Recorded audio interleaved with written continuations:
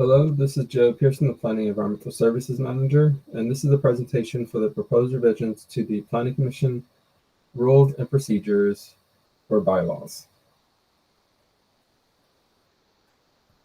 The Planning Commission bylaws establish the rules and procedures for the Planning Commission, including but not limited to the purpose of the organization, who are its members, how officers are elected and resign, how meetings are conducted, communication protocols, and rules of conduct.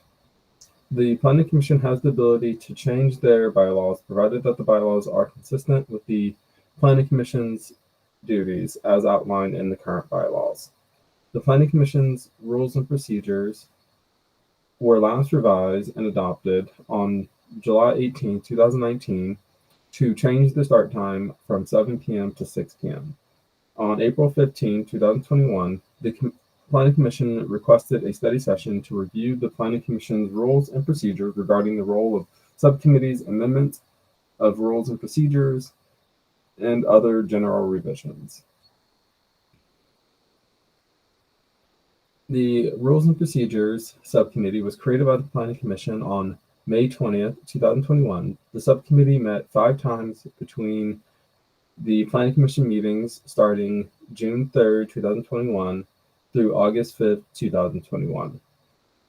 On August 5th, 2021, the subcommittee moved to approve a resolution recommending that the Planning Commission adopt the revised bylaws.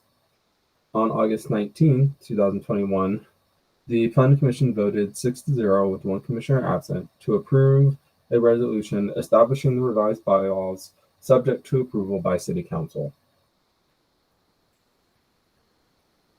The proposed bylaws are a comprehensive update intended to reflect the best practices and procedures of the Planning Commission, including those imposed by Measure M. The update also reorganizes the bylaws into a more formalized layout, and the following slides summarize the primary changes by rule. Under Rule 1, this new section was added to establish the official title of the Planning Commission. Rule 2 was added to establish the purpose and intent of the proposed bylaws. Rule 3 was relocated from Section 1 of the current bylaws. The proposed bylaws adds the requirement that in addition to the bylaws, each new commissioner receive a copy of Robert's Rules of Order, newly revised, and training on the Brown Act. The section also adds language that the Planning Commission adopts the bylaws to govern the conduct of its meetings, and all other requirements are consistent with current bylaws. Rule 4 was relocated from Section 2 of the current bylaws. The proposed bylaws formalizes the requirement to approve an annual calendar in the prior year. It also adds the requirement of the city's Sunshine Ordinance, which requires the legislative body and public receive the agenda and attachments 7 days before the regular meeting. All other changes are consistent with the current bylaws. Rule 5 incorporates existing language from sections 3 and 4 of the current bylaws, as well as new language. Section A has been added to address the general requirements for each public hearing, including who is responsible for presiding over the meeting and accessibility of the meeting. Section B establishes that a quorum consists of 4 commissioners, consistent with the current bylaws. However, the proposed bylaws adds a new procedure of what to do in the absence of a quorum due to absences. The proposed bylaws also adds procedural requirements for establishing a quorum when the absence of a quorum is the result of abstentions due to a conflict of interest. Section C is consistent with the requirements of the current bylaws. Section D incorporates the standard public meeting procedures, including rules for public comment, such as incorporating the 3-minute minimum time limit as required by Measure M. Section E is consistent with the current bylaws, but has been revised to clarify that the approval of the minutes shall occur within the consent agenda. Section F has been added to provide rules and procedures for ex parte declarations for public hearings. Sections G, H, I, and J are consistent with the current bylaws. Section K has been revised to change the adjournment time from 11 p.m. to 10 p.m. unless extended by 2/3 of the Planning Commission present and eligible.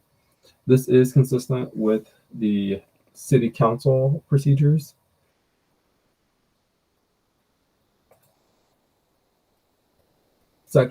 Rule 6 was relocated from Section 5 of the current bylaws. The proposed section was added to reflect the goals and purpose of the Planning Commission as it relates to creating an open and public meeting. Paragraph 2 of Section B was added to allow for those making a threat of violence to be referred to the Oxnard Police Department. Section C has been updated to incorporate current practices. The primary changes include allowing for a 15-minute presentation by the applicant teams and allowing for both staff and the applicant to respond to any public testimony.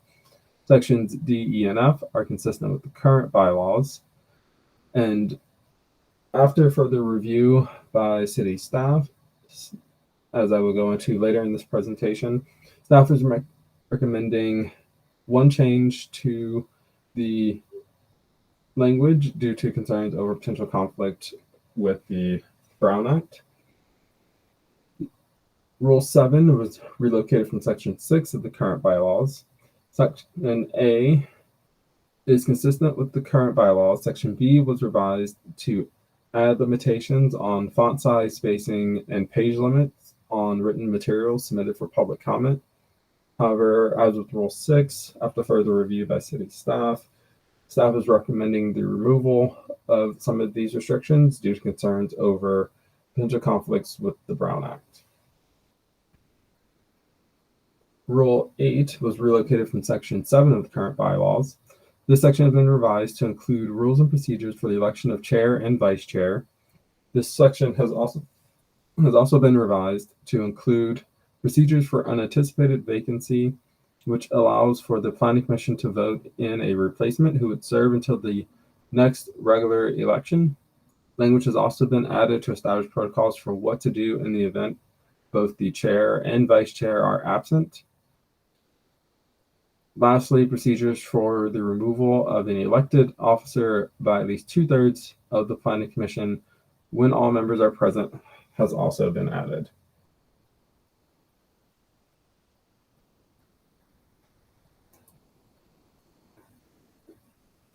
Rule 9 was relocated from Section 12 of the current bylaws. This section is generally consistent with the current bylaws, but has been revised to base the seating arrangement for all members except for chair and vice chair to be based on seniority. Rule 11 was relocated from Section 8 of the current bylaws and is consistent with the current bylaws. Rule 11 was added to establish the expectations for the decorum of the Planning Commission and require that they are familiar with the parliamentary procedures. Rule 12 was relocated from Section 9 of the current bylaws and is consistent with the current bylaws. Rule 13 was relocated from Section 10 of the current bylaws. This section has been revised to require that the subcommittee have a minimum of 2 members and clarify that the subcommittee is still subject to the Planning Commission and subject to the Commission's authority, direction, and rules. Rule 14 was relocated from Section 11 of the current bylaws and is consistent with the current bylaws. Rule 15 was relocated from Section 13 of the current bylaws and is consistent with the current bylaws. And Rule 16 was relocated from Section 14 of the current bylaws. This section is revised to include the requirement that upon adoption or amendment of the bylaws by the Planning Commission, the bylaws shall be presented to the City Council for adoption.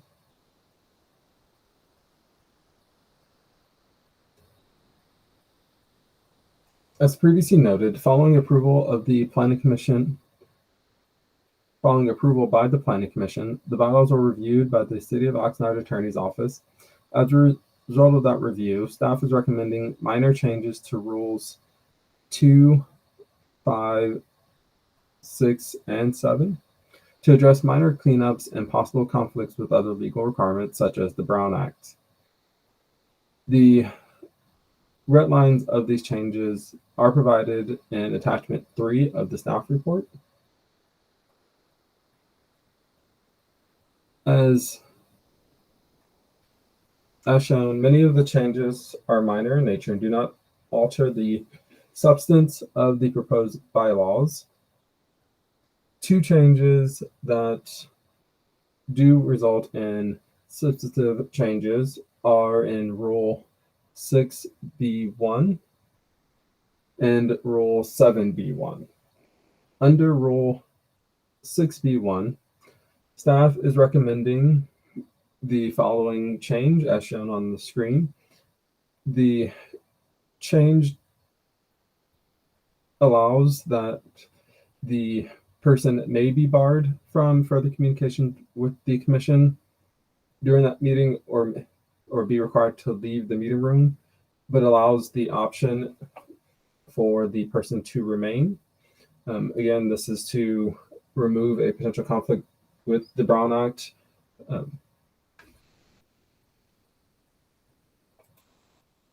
Under Rule 7B1,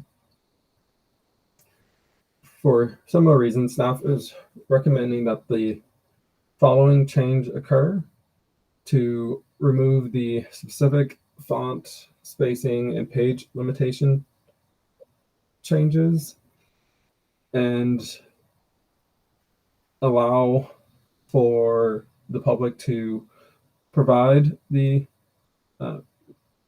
requested 15 copies, no larger than page is 11 by 17 of all written materials for members, the recording secretary, staff, file, and the public. However, the commission would still accept the documentation even if it did not comply with the specific language outlined here. Again, both of these edits are requested to address potential conflicts with the Brown Act, as it has the potential to limit the public's ability to participate in the public process before the Planning Commission. There's no financial impact associated with the approval of the Planning Commission bylaws. Therefore, staff recommends that the Finance and Governance Committee recommend that the City Council approve the Planning Commission's proposed revisions to the Planning Commission rules and procedures with staff's recommended changes.